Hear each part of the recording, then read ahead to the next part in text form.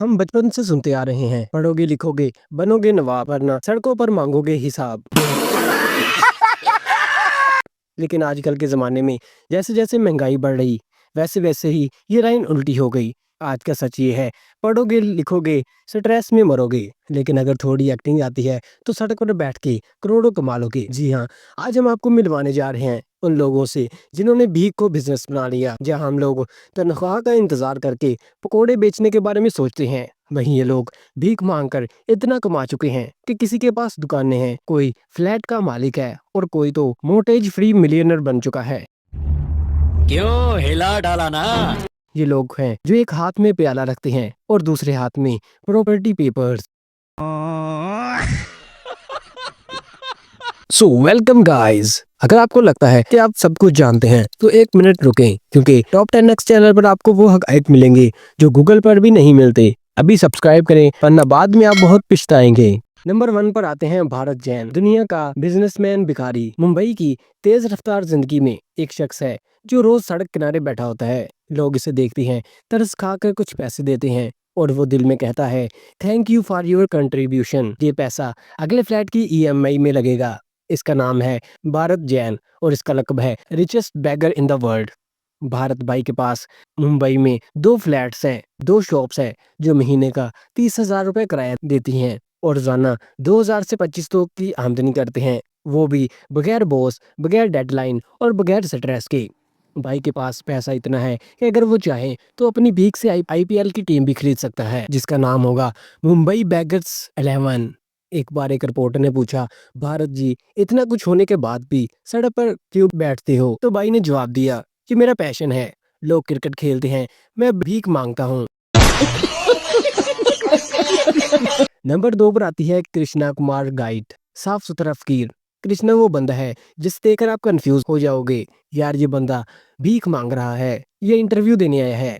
हम लोग सुबह को नहाकर भी खस्ता लगते हैं, लेकिन ये बंदा गंदे कपड़े पहनकर भी प्रोफेशनल लगता है। कृष्णा रोजाना मुंबई की लोकल ट्रेन, फूड कोर्ट्स और भीड़ वाले इलाकों में जाता है, दुआएं देता है, मुस्कुराता है और एक फनकाराना अंदाज में कहता है, भैया माँ बहन की दुआ मिलेगी, 1 रुपया दे दो। एक बार एक्सीडेंट हुआ, अस्पताल पहुंचा, इन्वेस्टिगेशन की तो पता चला इसके पास बैंक अकाउंट है, एक फ्लैट है और हेल्थ इंश्योरेंस भी है। नर्सों ने पूछा, आप एलआईसी एजेंट हो या आप भिखारी हो? कृष्णा ने हंसते हुए कहा, मैं सिर्फ इमोशनली मैनिपुलेट करता हूँ और थोड़ा सा एक्टिंग टैलेंट भी है। नंबर 3 पर आता है संभाजी काले। यार कुछ लोग नौकरी खानदानी करते हैं, कुछ लोग बिजनेस खानदानी करते हैं, लेकिन संभाजी काले ये बंदा भी खानदानी मांगता है।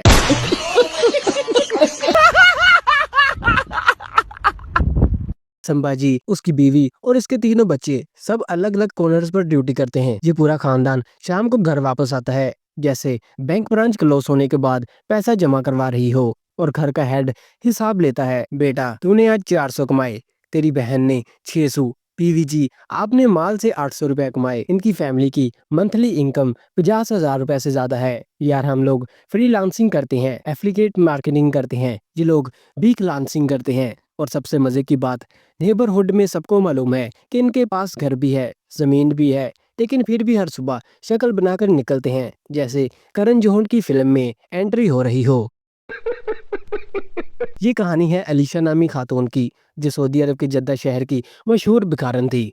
एलिशा हर रोज मस्जिद के बाहर बैठती थी, पूरा दिन भीख मांगती और दुआ देती थी, ऐसे जैसे हजरत हो, बेटा अल्लाह तुम्हें भी मेरे जैसा बनाए। और बंदा सोचता है, नहीं आंटी मुझे अकाउंटेंसी में जॉब चाहिए। लेकिन असल कमाल तब हुआ जब एलिशा का इंतकाल हुआ। जब घर खोला गया तो सबके होश उड़ गए।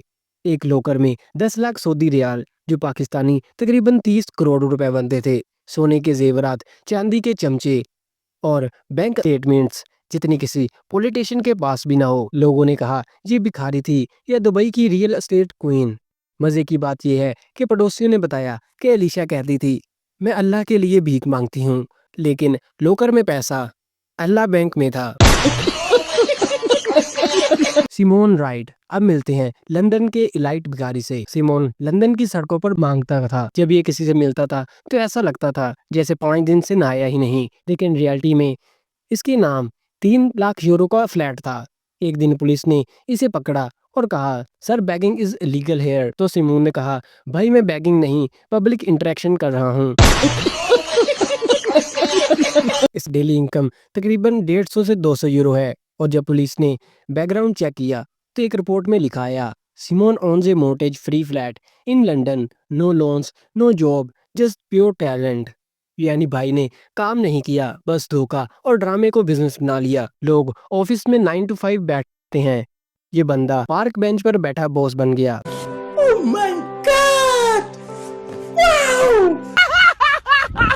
और अब पेश है चीनी फकीर, जिसने दिखा दिया कि बैगिंग भी एक तरह का बिजनेस है अगर दिमाग चाइनीज हो। ही रोंग फिंग चीन की गलियों में फकीर था, लेकिन उसने 1 रुपया बचाकर स्टॉक मार्केटिंग में लगाना शुरू कर दिया। शुरू से लोग इस पर हंसते थे, तेरे पास शूज नहीं, तू इन्वेस्टमेंट्स कैसे करेगा। ही रोंग फिंग ने कहा, मैं दुनिया का पहला ऐसा भिखारी हूँ जिसको सन सेक्स समझ आता है। फिर एक दिन उसने अलीबाबा के स्टॉक में इन्वेस्ट किया और बूम, मिलियनर बन गया।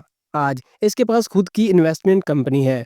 वो भिखारी नहीं, एक मोटिवेशनल स्पीकर है और सेमिनार में कहता है, अगर तुम्हारे पास पैसा नहीं तो तुम्हारे पास आइडिया होना चाहिए। भाई ने पॉवर्टी को पीछे बना लिया।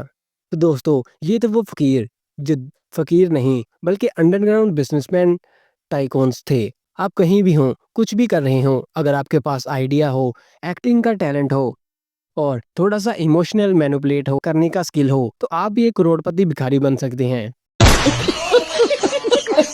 अगर आज की वीडियो देखने के बाद आपका दिल किया कि यार डिग्री छोड़ के सिग्नल पर बैठ जाएं, तो फिक्र ना करें, बस एक अच्छा स्पोर्ट, डिसेंट एक्टिंग और एक इमोशनल स्क्रिप्ट रेडी कर लें और दुनिया आपके कदमों को चूमेगी।